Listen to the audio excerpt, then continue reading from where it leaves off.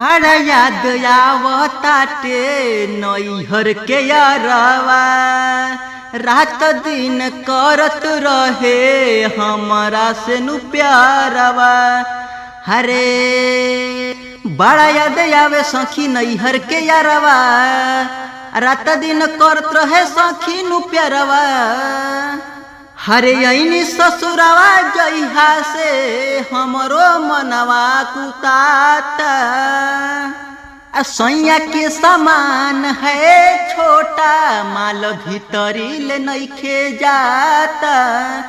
सैया के समान है छोटा माल भीतरी ले नइखे जाता। अरे माल भीतरी ले नइखे जाता। ये लेडीज मैटर है।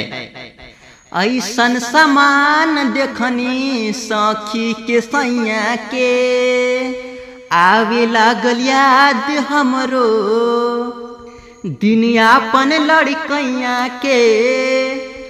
दिन अपन लड़कैया के ऐसन समान देखनी सखी के सैया के आवे लागल याद अपन दिन लड़कैया के। अरे करेला हो मन भर बाकी फीलिंग ना बुझाता। हरे करेला हो दम भर बाकी हमारा नु फीलिंग बुझात ना बा।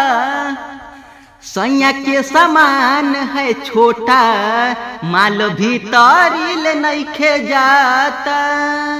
सैया के समान है छोटा माल भीतरी ले नइखे जाता। हरे माल भीतरी ले नइखे जाता। ए डार्लिंग छोट बा समान इनकर छोट बाटे साइज हो। आज ले न पूरा कर पौले हमर फरमाइश हो माइश हो। ये सखी फरमाइश हो। छोट बा समान इनकर छोट बा हो साइज।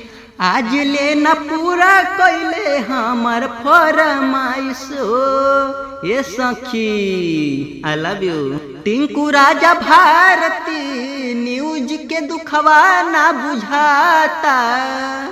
टिंकू राजा भारती न्यूज के दुखवा ना बुझाता।